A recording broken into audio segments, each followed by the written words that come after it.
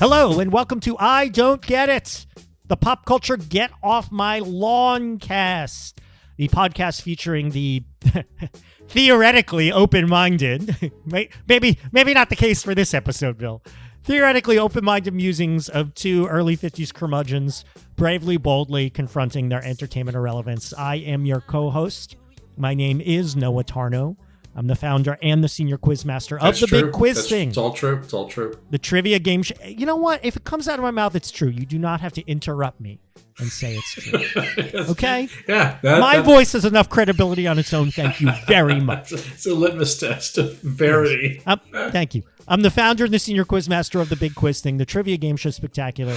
And joining me on this episode and every episode, all the way from Amsterdam in the Netherlands, it is Ding. And I'm not nearly the litmus test of verity that you are. It is true. I've shot my credibility to hell. But it's gone. It's gone. I'm Bill Scurry of American Seas Enterprises, which, as you all know, is the artist's nude model for that rendering of Fruit Pie the Magician, which appears on all packages of the eponymous Hostess sugary snack treat. All right, so you posted Fruit Pie the Magician on your social media the other day. I noticed that. Yes, that's true. What prompted that? Your new fascination with... His name was Fruit Pie the Magician, right? Yeah. His name was Fruit Pie. It's kind of just says it all, doesn't it? It's all right there. Yeah. They couldn't come up with a more clever name than just... What are we going to call this guy who sells our fruit pies? Let's call him Fruit Pie. That's true. Yeah. And he was a magician. So those, know, the Hostess products when we were kids were big. Twinkies, cupcakes, fruit pies of various flavors, little fried pies with fake fruit in the middle. And they were marketed toward kids. And they had these anthropomorphic, they had Twinkie the Kid and what was the cupcake guy's name? He was a talking cupcake. Yeah, I forgot about that. Yeah. Anyway. What is your fascination with Fruit Pie the Magician in the year of our Lord 2026? Well, it occurs to me, as I was coming up with the boilerplate for this, that's what came off the dome. And I was thinking about a long time ago when we were, me and my friend Ken, who you met once back in the day. A couple times. Yeah, we had a running joke in the 90s about Fruit Pie the Magician. He sort of had like a capelet and a top hat. Cape. He's a fruit pie with a face and a cape, and he's a magician. He actually kind of looks like the Whitechapel slasher. If you think about it, he sort of looks like Jack the Ripper. What? And so my friend Ken, he actually what the fuck were you guys doing? He drew a knife. What were you smoking? He drew a knife in his hand. And that's really close. It's like that really could be Jack the Ripper, Fruit Pie the Ripper. Hey, we still don't know who Jack the Ripper was. I know. That's what I'm saying. Yes. Add it to the list of suspects. With, Lewis Carroll, Kosminski, the Polish guy, and one of the Queen's sons, the physician, the royal physician, right, and Fruit Pie the Magician. Fruit Pie the Magician. Right. I remember they had ads where they'd have like a cartoon of Fruit Pie or the cupcake or the Twinkie the Kid. He was a cowboy. I don't. The cupcake was what? He was like a ringmaster. I have no memory of that whatsoever. And the cartoon would be at like a school, a playground, and like we ask kids what they like about fruit pies. And then it was these very poorly, actual kids, clearly reading cue cards, saying, "I like the fruit in the middle." And the fruit pie was a gigantic sucrose bomb. It was a fried outside, covered in a glaze. Oh, I loved it though. Fruit pies were I don't amazing. like cooked fruit. I never liked those. But, it's not cooked fruit. Inside was a gelatinous base of like a cherry filling. Oh my god! Cherry. There was cherry. There was apple. There was lemon. There was maybe a grape. Yeah, something about it was so perfect. It was just a sugar bomb for the child's brain. Fantastic. I've never liked pie. I've never liked cooked fruit, so I didn't eat those. I liked Twinkies, but my mom wouldn't let me eat. There's something about the Hostess products that she avoided. But do you remember briefly the spin-off of the fruit pies, the pudding pies? Oh, yeah. I had that. Yeah, that was another moment in my life. Those were good. Right, and I guess that cleared a few of the hurdles for you. But yeah, the pudding pie was great. Just, again, pure caloric glee. It was fantastic. Can you imagine the amount of sugar in that? The coating had chocolate and was like glazed chocolate. Yep. There was a vanilla and a chocolate pudding pie. Yeah. Oh, God. Unreal. I want to go out and find them now. That's amazing. They do make ghost products. I don't know if it's Hostess. You can find them in crappy bodegas. The problem is, apart from the fact that we're too old for that shit, I also think, and this is what I discovered when I had a Twinkie probably the 2 times as an adult I've had a Twinkie, probably 20 years ago. They just taste like chemicals now. Kind of, yeah. Yeah. Well, your palate is enough that you can It's actually... more refined. Well, and probably they changed it to actually, it is probably made with PFAS and the sort of forever chemicals now. Yeah. They probably were marginally more healthy back in the 80s. Yeah, right? it was artisanal. They were made by Pennsylvania Dutch back in the day, and now it's just exactly. It's a factory the Twinkie farm. factory. It's all corn syrup now. It's all ridiculous. The story I heard is about the guy who invented Twinkies, and Twinkies were invented because it was a way, he was like a baker, and he wanted to, it was like he would make strawberry shortcake, and he made all the shortcake, and he couldn't figure out how to sell it when strawberries weren't in season.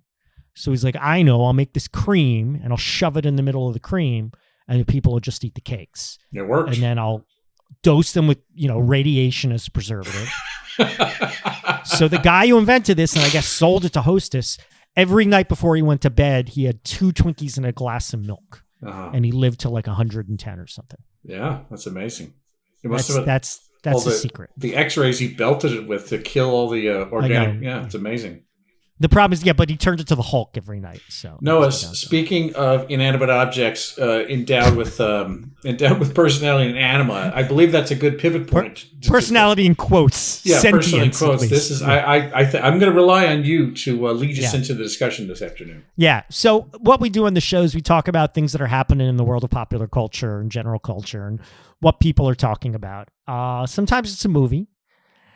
And this week's topic it's a movie.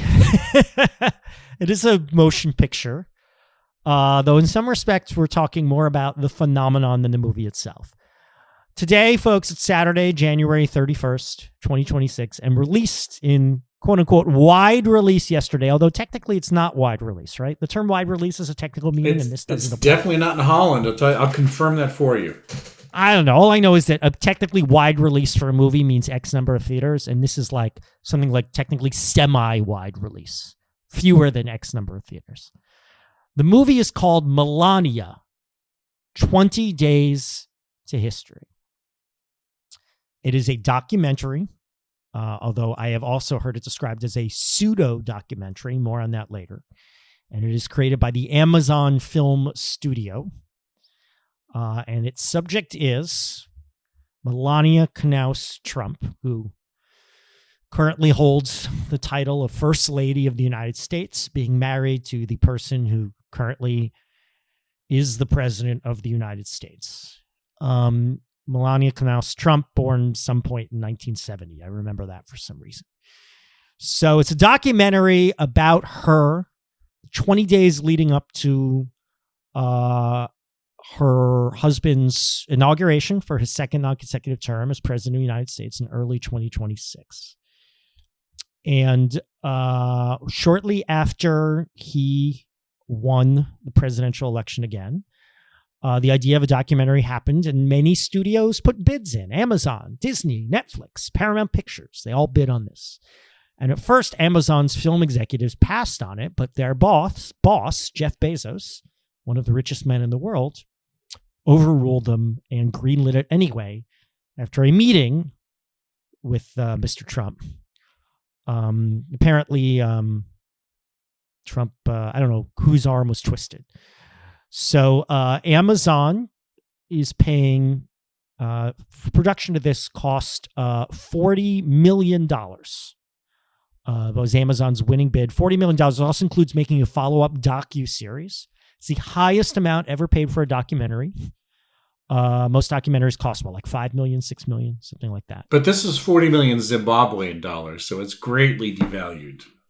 Unfortunately, that is not true. Oh, it's not true. I have to correct my notes. Yeah, sorry. Amazon also paid an extra $35 million for marketing. And by the way, of that $40 million, $28 million goes directly to the pocket of Melania Trump. And it's directed by a man named Brett Ratner, who his first film since 2017, his first documentary. Ratner kind of left Hollywood for a bit in 2017 following credible accusations of sexual harassment from 6 different women he worked with. So they made this documentary. It will be screening on Amazon in a few weeks. At the moment, it's in semi-wide release. They had an opening screening in the White House a week ago today, the same evening of the day that federal immigration agents murdered Alex Preddy on the streets of Minneapolis. Same day, a major snowstorm, destructive snowstorm, was bearing down on much of the country. But the White House had a party showing a documentary about the First Lady where they served everyone commemorative branded popcorn tubs. A few days later, there was a screening at the Kennedy Center for this with a star-studded red carpet or black carpet fitting Melania's color scheme at the Kennedy Center. Its name is the Kennedy Center. It was never screened for critics. When asked outside if Mrs. Trump was going to give part of that $28 million to the charity she worked with, she wouldn't answer. When asked, is this a bad look that Amazon's paying this much money to you, to your family? President Trump's response was, well, you'll have to talk to the Obamas because they got more money from Netflix to do nothing. They didn't do nothing. They've produced a few films, and they got that money when they were private citizens not living in the White House. The movie is not selling a lot of tickets. At the moment, the estimated box office for opening weekend is $2.9 million, which is bad for a movie that cost $40 million, as you might imagine. And there's a bit of a viral trend online of people doing screenshots of empty theaters, the little seating chart, how no one's buying tickets. And a billboard also went viral in LA, a big billboard of the movie Melania, 20 Days to History.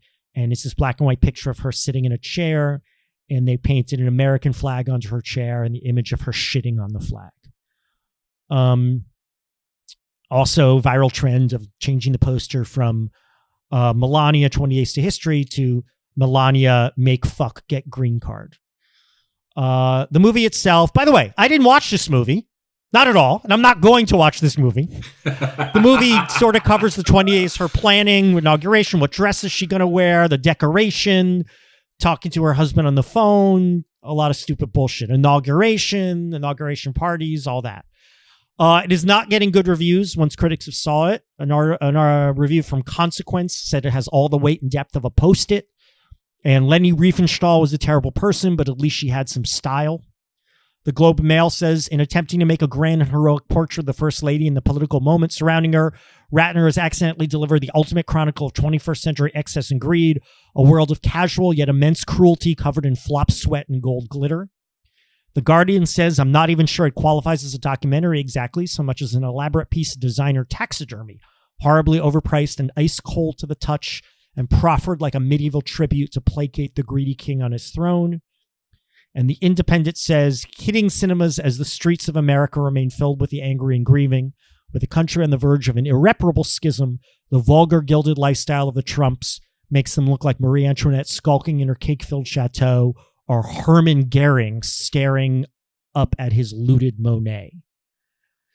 So here we are. Melania, 20 Days to History, a documentary, a pseudo-documentary, a bribe. You tell me, Bill, what do you think? I'm going to disagree. This was a incredible movie. No, this was an effort unlike any other. Oh, wait, I'm sorry. I didn't watch it either. That's what I meant to say. I circumvented my notes and just decided to riff in the moment. No, this is not available. Yeah, no, either. By the way, folks, when we chose this topic, we made a promise to ourselves we would not watch it. I mean, it wasn't really a promise. It was just, we're going to remain static and not do anything about it. As if there was temptation to watch it. Yeah, I couldn't get near it. Although I have to admit, I was cruising the torrents, the sort of dark web, looking to see if this was going to pop out. And I didn't know how far apart the theatrical and the home release were going to be. If it had dropped on the torrents... it would probably be sooner than they planned because it's bombing at the box office, right? Yeah. They could just try to bury it. Again, the money is paid. They'll put it out there. They want the money. Yeah. Well, my favorite element of this was, in fact, like you said, the memed graphics. Everybody was taking screenshots of the theater chains, whether it was AMC or Regal, showing you all the unbought tickets out of market. It's like the word on the street that I saw was that, like, Plano, Texas, or Plano, however you pronounce that. Yeah, we're the Trump country, yeah. Yeah, the thing is, it's like Trump country there, and again, much like the meme online goes, land doesn't vote, and so it's like, how many theaters...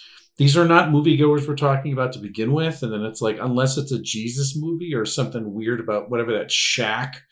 they're the sort of strange Christian market where they make these faith-based movies and then churches buy the tickets immaterial, whether or not, irrespective of somebody sitting in the chair or not.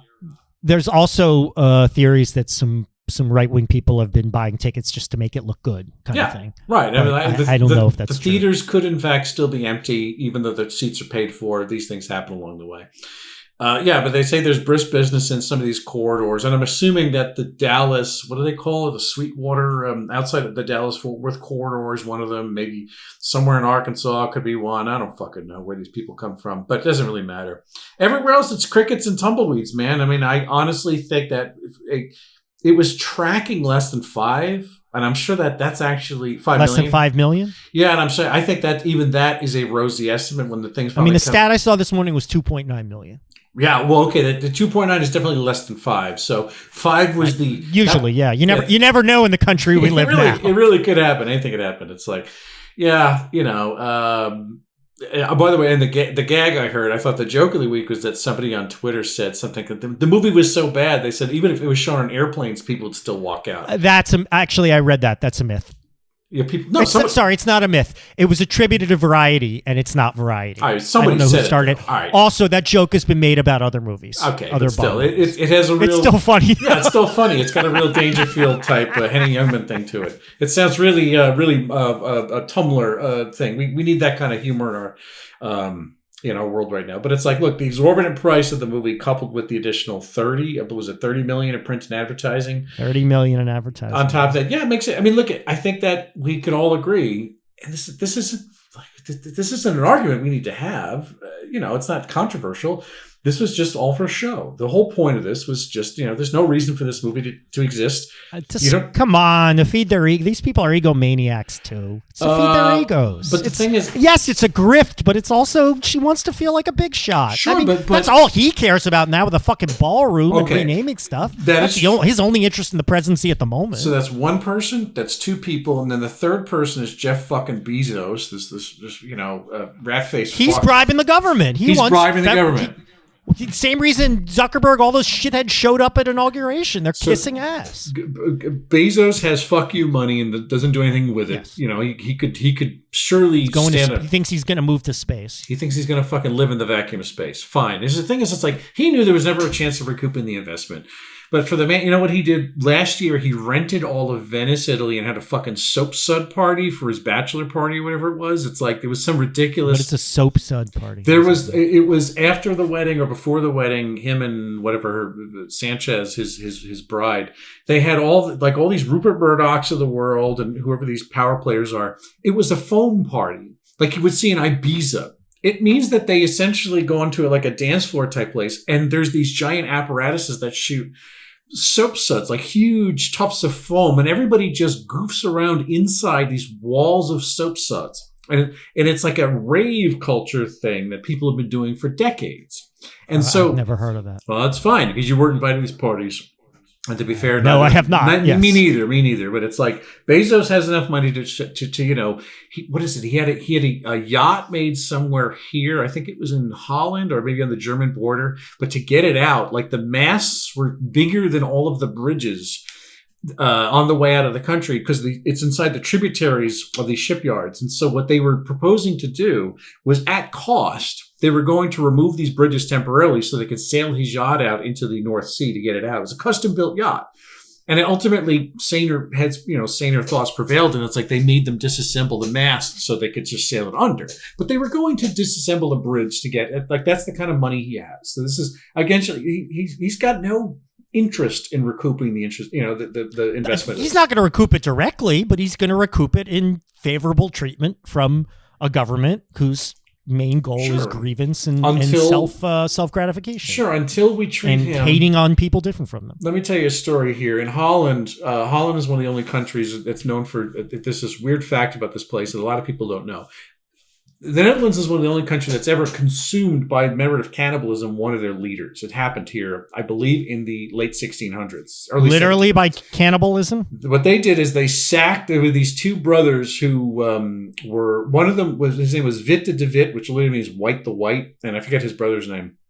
The country was in such dire straits. They were outside The Hague, and they were with pitchforks and torches, and they were like calling for blood. And so this man Vinta de Witt came down, and he and his brother were known for being essentially shady power players. Who was it royalty, or were they like? No, they were not royalty. They were common men. This was the prime minister at the time, not the king, the prime minister. Right. Was the prime minister the most powerful person, or did the king still have power in those days? No, the prime minister, by the merit of the shipping in the Dutch and East India Company, that was the real. That was the power. Dutch were the money people in those days. So what happened is that they essentially forced him out of the Tweede Kamer, the sort of government inside The Hague, out of the streets. He was trying to calm them down. The peasants overrode and had a revolt. They killed both of these brothers, who were known for being self-dealers and corrupt, hanged them by gibbets.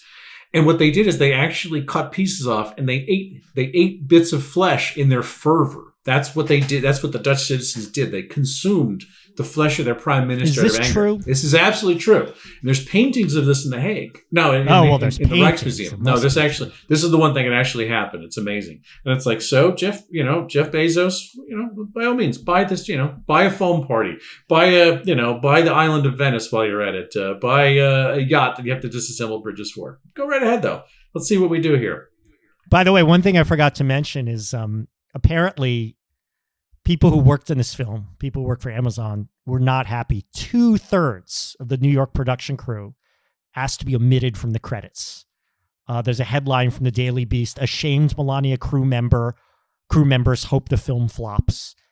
And apparently, they were not allowed to turn down working on it. I mean, they could have quit their job, but it was not allowed to say, "I have political problems. Put me on something else." Also, bad look, but I mean, bad look top to bottom. The same week this comes out, Amazon lays off 16,000 people. So, yeah, this is not good, Bill. This is not good. At best, look, I think the Trumps have a lot of goals at the moment. There's hatred and resentment. I mean, who knows what she thinks. There's hatred and resentment. They hate they hate most Americans, and even the ones they like, they just see as pawns to use. They want money because they're psychopathic, and self gratification, self glorification. At best, this is fiddling as her own burns. But she is just, I don't know. I mean, she seems to me one of the most inconsequential first ladies ever. Like, her first term, she did that be best thing, which is, mentally defective, calling it be best. And I even looked up what has it done, and almost nothing.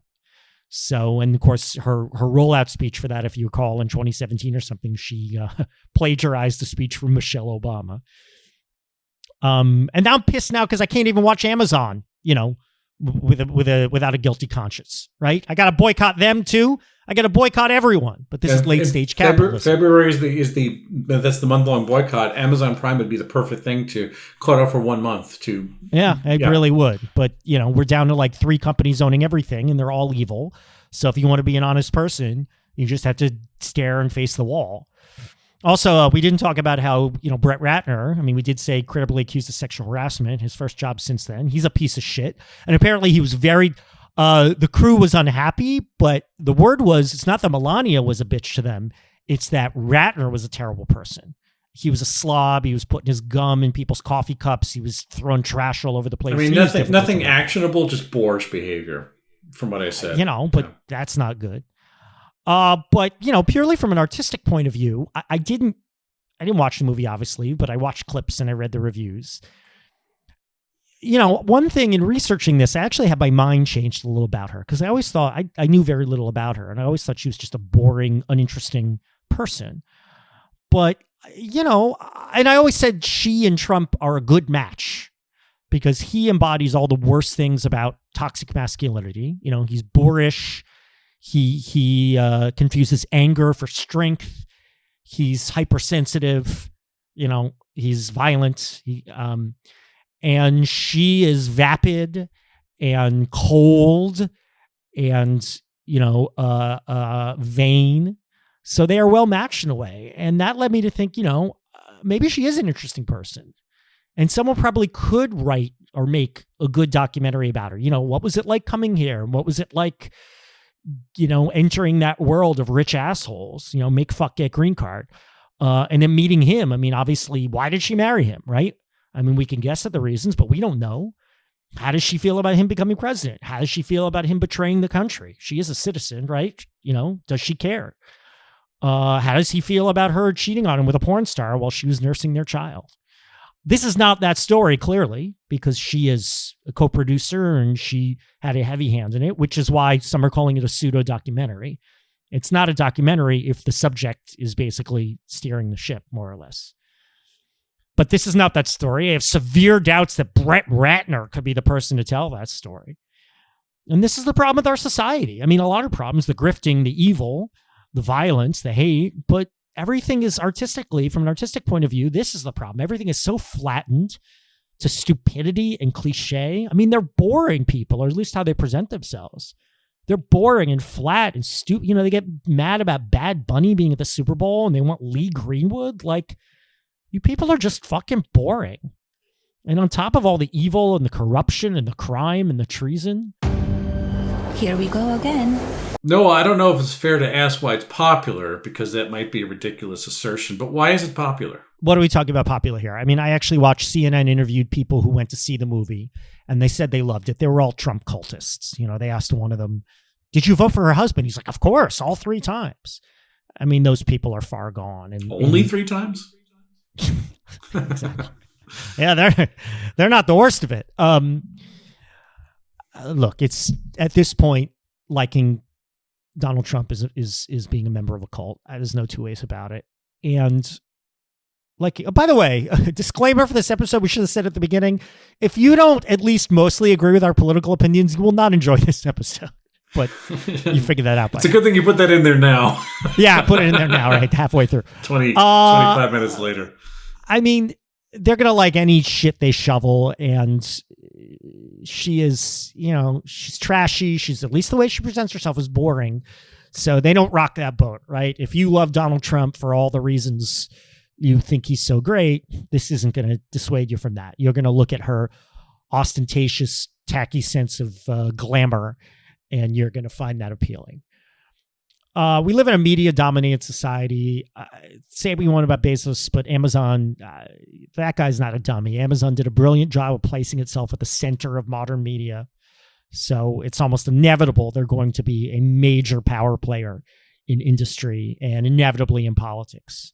More so even than Disney, because, you know, they alighted upon we'll sell people every piece of shit they could ever want. Disney's not a tech company. Amazon is. That's the difference. Yeah, well, Disney, effectively any company that big is a tech company now. So it's inevitable that a savvy, power-hungry mogul with no morals like Bezos would see the opportunity to kiss Trump's ass, to curry favor with him, to figure out how to do it. And it's inevitable that grasping con artists like Melania and Donald Trump would take advantage of that opportunity. So it's no surprise this happened. I mean, it's almost a no-brainer from, you know, knowing the shitty country we live in. And why are people alighting upon how stupid and, you know, it's going to bomb and it sucks and look at these funny reviews, I'd walk off of her on a plane, all that? Because schadenfreude is powerful, especially when, you know, when we do feel helpless. We look at what's going on in Minneapolis and elsewhere, and with corruption and with the economy and the diarrhea being spewed out of the mouth of this man who supposedly leads us. And, you know, it's hard to feel like we have any power at all, but we could still have the power of mockery. It feels good. And frankly, I think it's somewhat helpful. Yeah, I'm going to tangent off the latter argument you made, because I can't really plug into the cultist viewpoint of what you would want to see in the movie itself. I assume you don't like movies if this is the kind of movie you do like. So that's a different world than the one. You like whatever's shoved down your throat, and she doesn't rock the boat in regards to that. That's it. Yeah, but I think this, you know, made it, well, everything colluded to make it impossible to not have a reaction this week. I mean, that reaction has been all but uniform in the world I live in, and that's the world we're both going to agree is the one that's there. Especially in light of the previous 2 weeks that are in our rearview mirror, like what has just happened. It's like, you know, no, I can't think of anybody credible who was a fan of this deal to begin with. It was ridiculous that it happened, what was it, weeks before the inauguration, somewhere between the pocket, after the election, and when all the corporate media all capitulated, even before everyone the tech mogul sat behind him at the inauguration. Everybody lined up essentially to, kiss his royal scrotum. It was completely absurd. Bill, come on. Oh, I didn't make this up, believe me. So look, the chance for us to jeer this fucking mess, this disaster upon release, it's like we need catharsis. This doesn't make up for the people murdered in the street. It doesn't make up for all the fact that these, Tim Cook shows up with a engraved... Tim Apple is his name. Tim Apple, exactly. It's like... No one could have imagined that what you just said earlier at the top of the show in terms of that one night, the night of the premiere was the night of Freddie's death, was the night of the snowstorm, that everything is just fucking aligned like the planets, in what is it, Mars retrograde or whatever, Jupiter's in my Saturn, or however the fucking expression goes. Hi, Mr. President. Congratulations. Did you watch it? I did not, yeah. I did not, yeah. I was going to, but then I didn't. If you were a young man now, is there any universe in which, well, again, as we often do with topics, you would care about this movie, or you would be all over the viral trend of mocking the movie? No, I wouldn't say that I liked it. I would have loved it. Yeah? No, the answer is no. Absolutely not. Over to you, buddy. Well, no, of course not would I like this movie. Even if I were an incel, and by the way, there are times that I'm like, I'm so glad I was born when I was, because I'm afraid that if I were a young man now, I would have been sucked into that world. Even if I were an incel, I'd be bored to tears by this. As to the question of whether I'd be posting stuff mocking it, I think I might, because, look, she's a terrible person. She doesn't deserve any sympathy, but it's inevitable that any fancy, quote unquote, pretty, I mean, she might be pretty if she smiled from time to time and had a personality. Wasn't hiding in a hat and gigantic sunglasses, Yeah, I mean, it's possible she'd be a gorgeous woman. I can't tell. So I think a lot of mockery might come from a place of like, yeah, this pretty girl sucks, right? Like a slightly sexist place, but nobody's perfect. So I might jump on the mockery train a bit. 70 lucky assholes attended a friend's family and VIP screening in a makeshift. Okay, when I saw the picture, it was in a makeshift room. I'm like, why aren't they in the theater? And then I remembered they demolished the theater. I think we both agree, but I want to know how it's a sign of the apocalypse. Yeah, one of the problems with Trump's despoiling of our country is just how, I mean, this is what I've been saying since he won re-election, is if you really want to oversimplify things, it all boils down to one thing. Americans are stupid. I mean, it's idiots all the way down. I saw a headline this morning, like there was supposed to be a screening in London and they had to cancel it because the distributor forgot to send the movie. I mean, it's idiots. It's all idiots. It's so transparent, their idiocy. His insecurity, his stupidity, his vanity, his weakness is all so transparent, and people fall for it anyway. And the fact that she's so boring and anyone thinks she's a person of interest is just, it's not just that we're victims, it's that we're dummies. It just shows how weak and stupid we are. And it's just all the more depressing that we're, this is just a long slide to oblivion because we just don't, have what it takes to fight back against it. I mean, what's going on in Minneapolis gives you hope, but shit like this, look, thank God, I guess, that it looks like it won't be a hit, because that shows people quite aren't as stupid as they could be. On the other hand, look, maybe it's the anti-apocalypse, because ridicule is a powerful force, especially when you deal with insecure idiots. And this is ridiculous, and people are realizing it's ridiculous and playing upon its ridiculousness. So, maybe that's the anti-apocalypse. Maybe this is a very powerful wedge to get in and undermine the foundations of their power, which is, the only way out of this.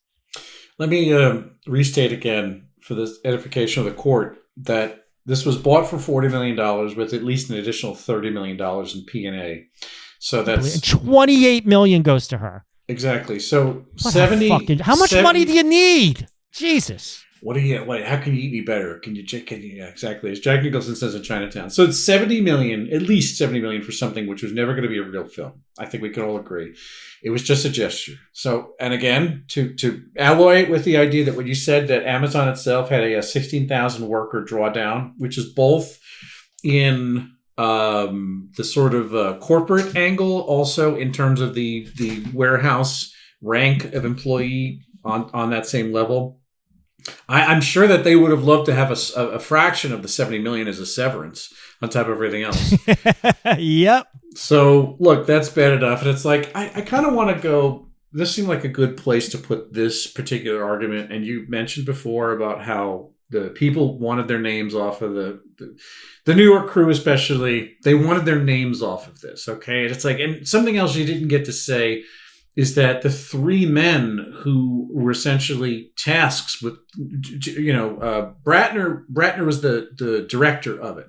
However, the work kind of fell to three directors of photography who were hustled very quickly in the dead of night. This deal was put together, and the crew was like almost like the Seven Samurai or the Magnificent Seven. It was put together very quickly.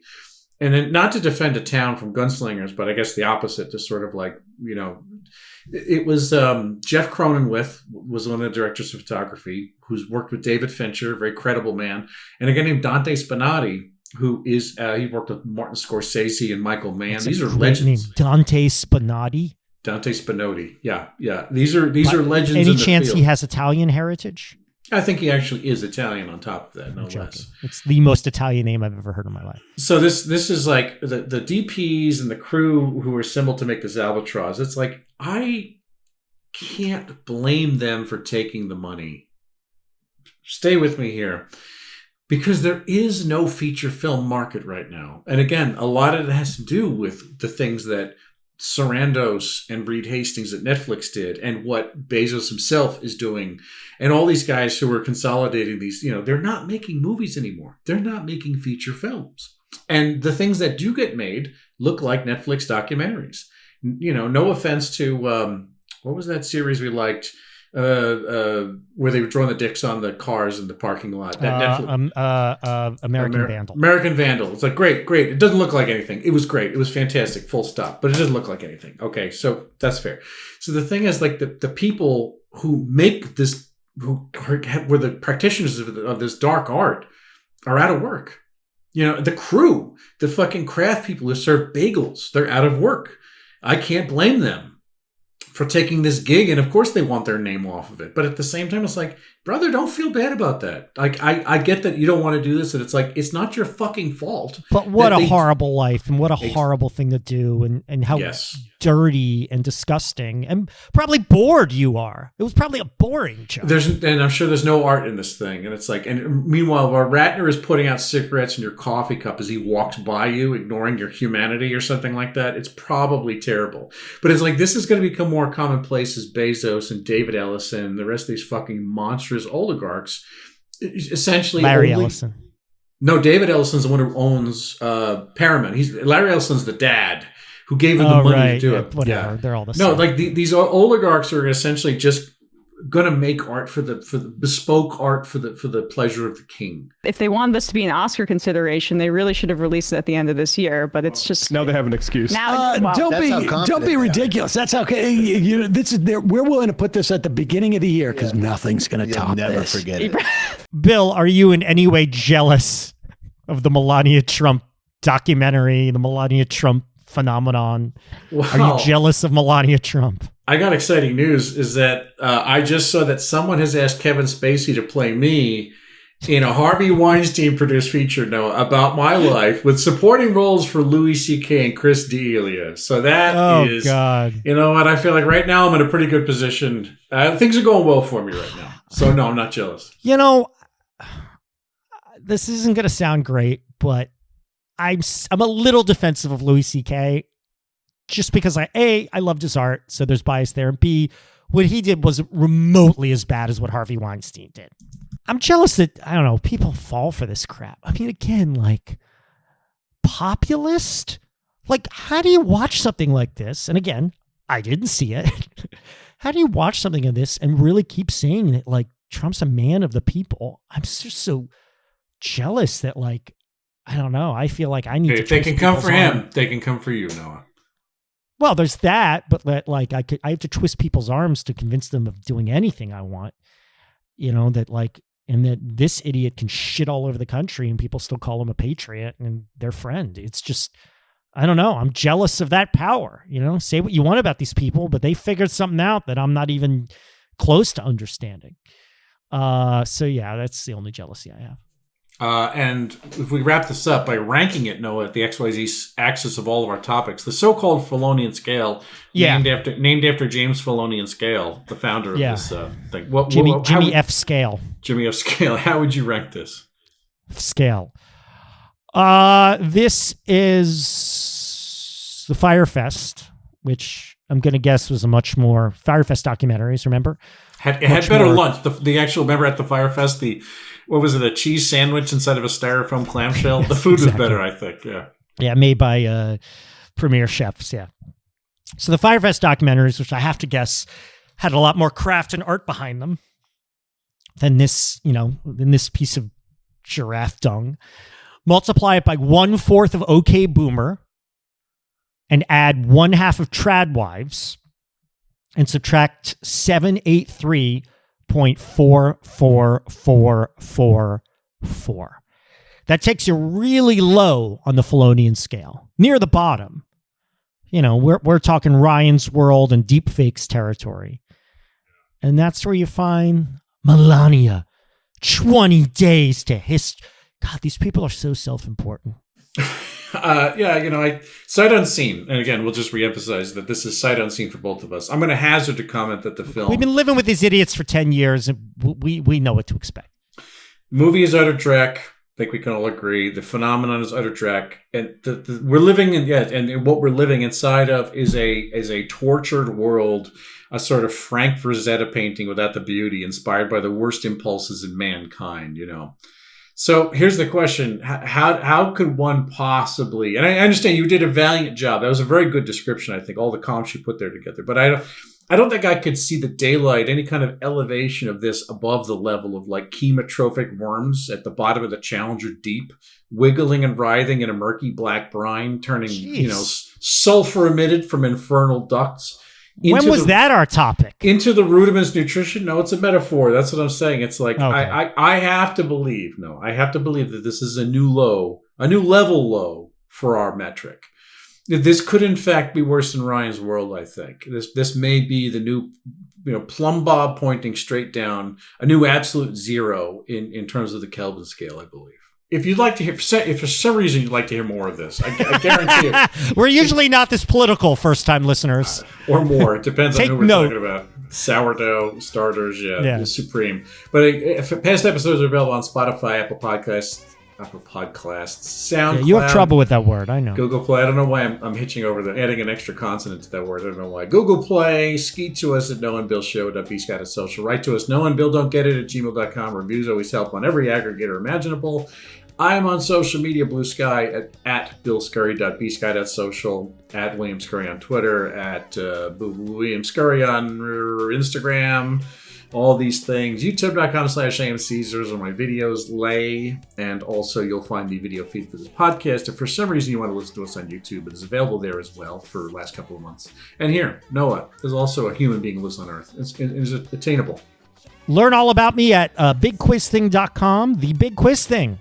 My company, America's premier provider of corporate and private live trivia events. A little over a month till I'm back in New York for our special reunion event at the Slipper Room where it all started. Tickets on sale now. And rare public event for us. And of course, I'm headed to Colorado soon. A lot of private corporate events all over the nation. The finest in corporate private fundraiser trivia event service. Learn more at bigquizthing.com. Follow me on Instagram at @the_Noah Tarnow.